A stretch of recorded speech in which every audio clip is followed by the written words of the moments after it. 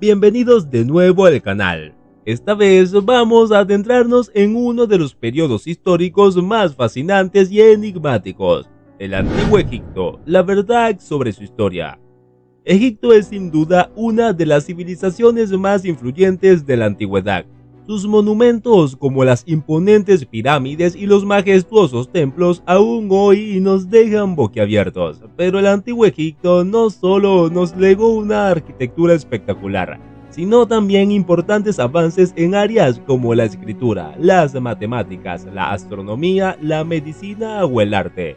En este video haremos un fascinante recorrido por la historia y la cultura del Antiguo Egipto. Conoceremos algunos de sus más famosos faraones e identificaremos los principales periodos históricos. Descubriremos las curiosas costumbres y tradiciones de esta avanzada civilización, su complejo sistema de creencias y su particular concepción de la vida después de la muerte.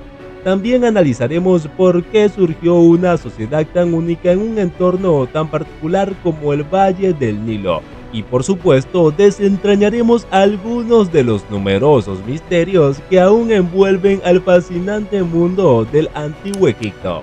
Así que prepárate para adentrarte en una civilización realmente extraordinaria. Comencemos.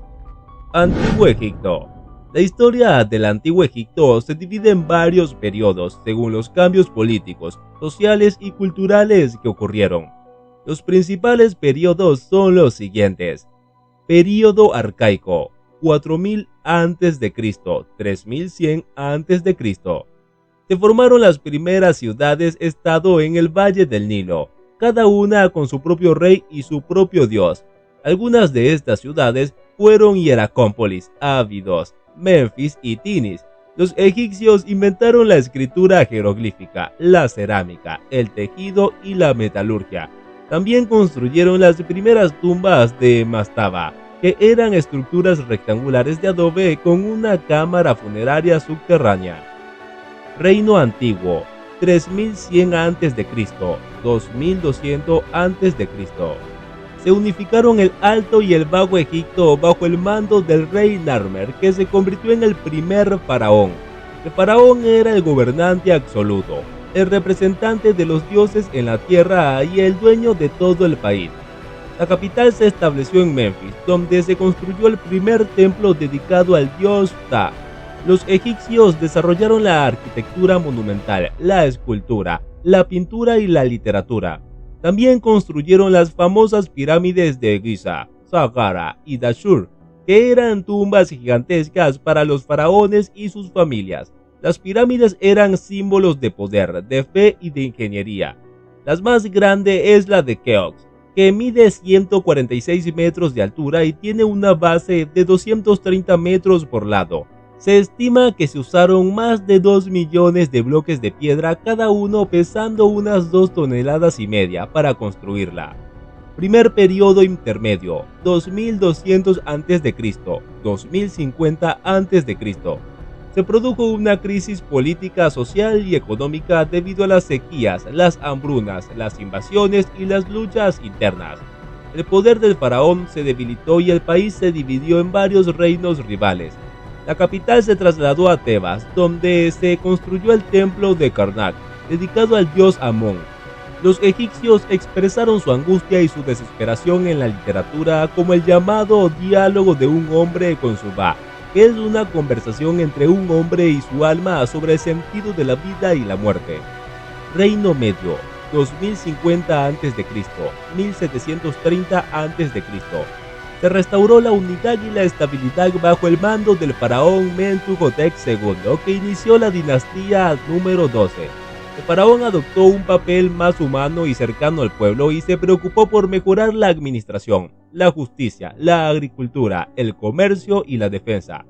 La capital se mantuvo en Tebas, donde se amplió el templo de Karnak y se construyeron las tumbas de los faraones en el valle de Deir el-Bahari. Los egipcios desarrollaron la literatura, la ciencia y el arte.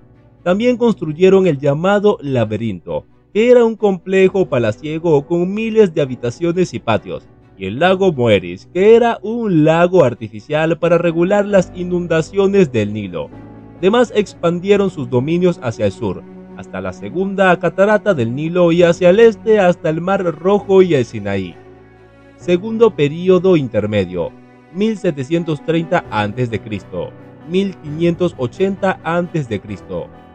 Se produjo una nueva crisis debido a la invasión de los Hicsos, un pueblo de origen asiático que introdujo el uso del caballo, el carro y el arco compuesto.